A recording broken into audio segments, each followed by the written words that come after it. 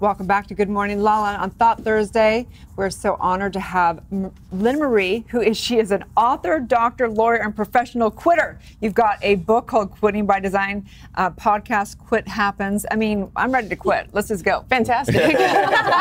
You need no convincing. Don't quit yet, though, Erin. We still need you. Okay, so this begs the question, when was the first time you made a choice to quit strategically in your life?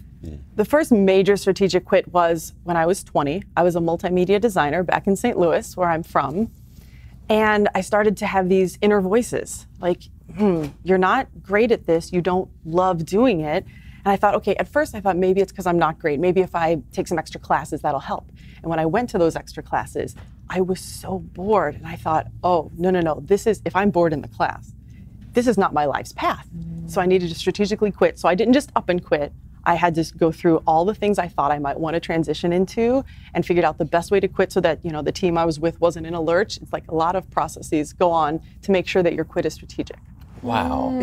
I love that strategic because a lot of clients will say, I'm ready to, leave my job. I want to do this other company. And they go, should I just quit? And it's like, you have to have a strategy. You've got to Yes. create the next thing before you leave it. Just like, how do you strategically quit? Well, and there's always a place. So many people will come to me and they'll be like, I up and quit and it was the best thing I ever did. And there's certainly a place for that too. But your chances of success are much greater if you plan. You're not quitting so that you can all of a sudden be out on the streets and down on the hierarchy of needs, You're trying to get higher, right? So strategic quitting involves making sure you know exactly what part of the thing that you're trying to quit that isn't working for you. Like, do you need to quit your whole job, or maybe is it just the commute? If it's the commute is the only thing that bothers you, do you know how much easier it is to go ask your boss, like, can I work from home for a day or two per week, than to go find an entire new job? So true. Or an entire new career? Wow. Or move, exactly, just quit the city you're in. If you're in a city that's, 20 miles away and you can be in a city that's 3 miles away. It's just the little strategic quits that you make in there, the little changes, they may make a big difference. So true. I'm quitting laundry and I'm quitting bills and I'm quitting all this. I quit cooking. I love it. I absolutely quit cooking because I found, what's the stress points in my life? Well, I don't love cooking, and I'm very into health and wellness, and I would spend so much time researching ingredients and should I be ketogenic, should I be paleo? And I thought, I need to just hand this over to somebody else. And everything changed for my stress level at that point. And my fitness level changed too, because stressing out about cooking wasn't helping me be more fit. It was just counterproductive. No, seriously, thank you for making that okay, because I felt guilty, and I think so many people feel guilty around quitting, but something like that, I'm like, I don't really like it. I don't want to do it. I would like to quit this. I accept that challenge. I love it. But in today's world, maybe people quit a little too much. So when is that place? Because I think a lot of people just think, I should just, if it doesn't feel perfect, then it's not complete. Like, sometimes you got to do stuff that's just part of learning and growing that's not easy. So where's that line? How do you help your clients figure out when should you quit versus when do you need to frickin' stick this out to learn and grow? The difference there is your body telling you or is your mind telling you? We all know the voice in our head is not our best friend, right? How many times does it tell us negative? It has this negative bias. If it's the one saying you don't love this isn't your comfort zone, okay, you should quit that.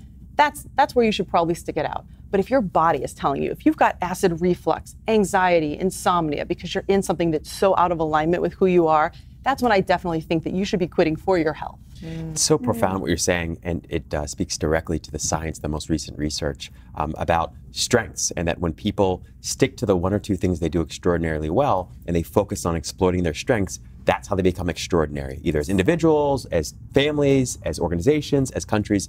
The most sort of exceptional and most successful individuals, organizations always focus on their strengths. They don't focus on shoring up weaknesses their entire lives. Yeah. So it's just profound. I love this. Absolutely. So what would you say, for those people who are contemplating, sort of taking this more strategic quitting approach to their life, but they're not sure exactly what their life is for and about? Because I think part of the challenge, at least for me, was I didn't know what to quit, what not to quit, because I hadn't clarified what I was optimizing my life for. Yes. So do you help people kind of work through that as well? Absolutely. Okay. And it's so simple yet so profound that the way you find your purpose, your calling, is to just do what you love in your free time for a while. So say you don't love your job, but you can say, okay, my health is not suffering so much that I can't make another month or two work.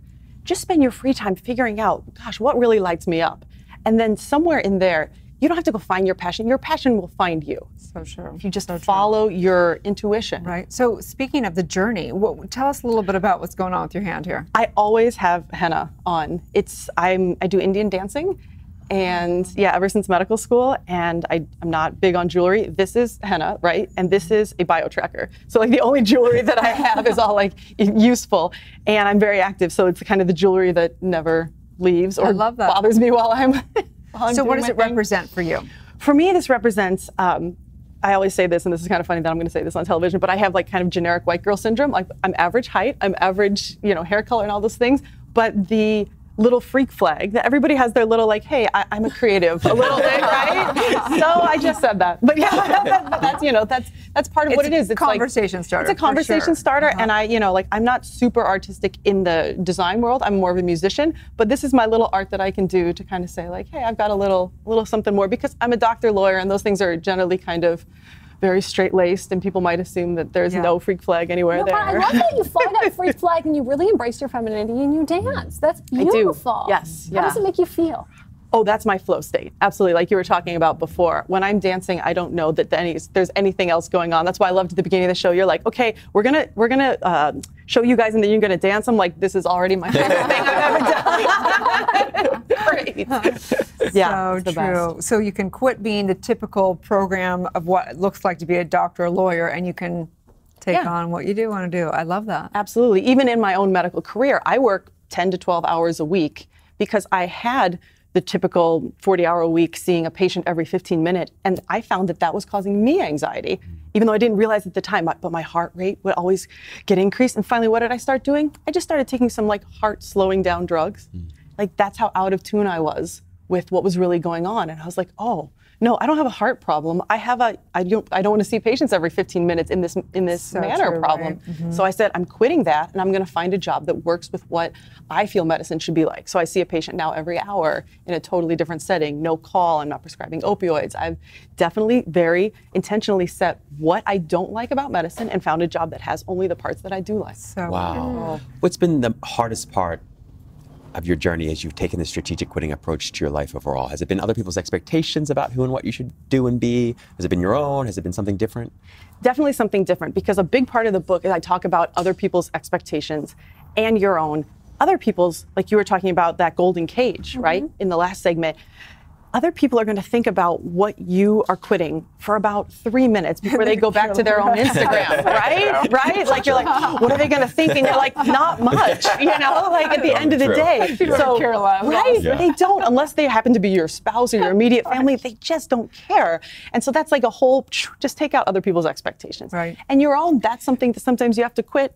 Just your own expectations. Like, okay, I expected I was going to be this high-powered lawyer or a high-powered doctor, and that isn't fulfilling to me. Gee, who's keeping you in the cage but yourself? Like, sometimes you have to quit your own mindset on that. There's such a stigma around quitting, right? I know so many people, you could hear it on a daily basis. I am not a quitter. Yeah. I refuse to quit. I am not a quitter. Absolutely. And that's my entire mission, is to destigmatize quitting. Because I follow like #quitting on Instagram just to see what other people are saying about it. And all day long, it's just these, winners never quit type thing. And that keeps so many people stuck. Think about how many people would love to quit and love to branch out into something else, or maybe they're stuck in a relationship, or they're stuck in a mindset or a city or whatever it is. And they're like so afraid to quit because that's what they hear. So they stay stuck and trapped, and they're not living their most fulfilled life. That's not serving society as a whole. That's not serving them. It's so interesting. I have this friend. He's a male supermodel, and I asked him one day. I said, "How did this happen for you?" And I said, "Obviously, you're great looking and all these things, but he's smart. He's an incredible volleyball player. He's all these things. He's an artist." And I said, "How did you?" And he said, honestly, Rob, I would try one thing for a little while. If it didn't work out for me quite easily and effortlessly and naturally, I gave it up and quit, and I moved on to something else. Or if I didn't enjoy it that much," he said, "I kept doing that. And just through a process of elimination, I kind of happened upon this modeling thing, and it just kind of took off." And he said, "So it's just been the process of elimination, just sticking to the quitting." But so much of it, too, he said, has been about redefining what authentic success means to him. Absolutely. Right? And I think that's so key, because so many times quitting is synonymous with failing. If I quit, I failed at this. And I say that quitting is actually a presumptive that keeps you from failing. Think about who has the power in quitting versus failing. If you are doing poorly in a job, your boss can fire you, at which point your boss is essentially saying, you failed at this job.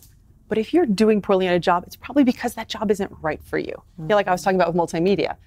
Then you strategically quit. You didn't have to have somebody tell you you're a failure. You took the power. It's an empowered move to quit when something isn't working for you instead of passively sitting around and waiting to fail. Right. Plus, it's like if you have a passion or a mission, like if, say, my mission is teaching truth and teaching universal law, it doesn't matter of like whether it be this show or, you know, different programs or whatever. If I stay on my mission, it unfolds where that highest good is for that mission. So I don't think that they're getting attached to the actual job or to the situation, to whatever. What is the actual driving force behind for someone? And maybe they don't know that, but maybe that they just keep finding their bliss, and it's so important.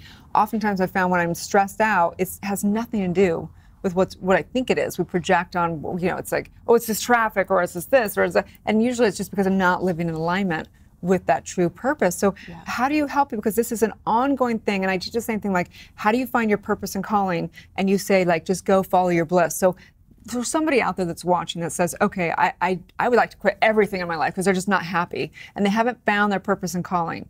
How do they find that?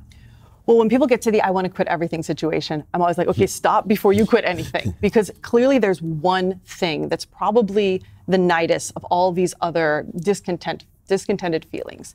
And it really takes going to a therapist or having a coach to whittle that back, because you don't want to quit everything. That's not easy. You know, people up and move to a new city and think everything's going to be different. No, you still come with you. Yeah. And a lot of what's going on is in the issues are mindsets that you're stuck in. And so I would just work them backwards and say, like, let's look at your values. Let's look at what does make you happy. What at the end of the day brings you an anxious feeling versus a feeling of flow. And then you can kind of identify patterns and identify what mindsets may be holding them back in those areas. And once you get those mindsets out of the way, they may not need to quit everything else. They may be able to make much more strategic quits. Love it. Perfectly said. Really profound. Perfectly said. When I think about it now, I was at a point like that where I wanted to quit everything. I literally wanted to quit life. And looking back now, I realized, oh my goodness, it was that, and I never saw it this way, but it was that decision to sort of quit everything that I was doing at the time that led me to where I am now, focusing on the things that I love to do the most. And had I not made that decision to sort of quit the miserable life that I had, I wouldn't have discovered it, the rest of it. So it's profound, really is. Such important work. Thank you so much for helping and assisting people to quit. Absolutely, it's my pleasure. My pleasure. Tell everyone where they can find you and all the different platforms you have. Absolutely. My podcast is called Quit Happens. It's on iTunes, Spotify, Stitcher, anywhere you can find a podcast. And the book is Quitting by Design. You can pick that up on Amazon or my website, which is quittingbydesign.com. Or you can follow me on Facebook or Instagram at Quitting by Design. And when you want to quit somebody else, you can go get a lawyer and work with her that way. Or a doctor. She does it all. Thank you so much. Stay tuned. We'll be back for more on Good Morning LaLa Land.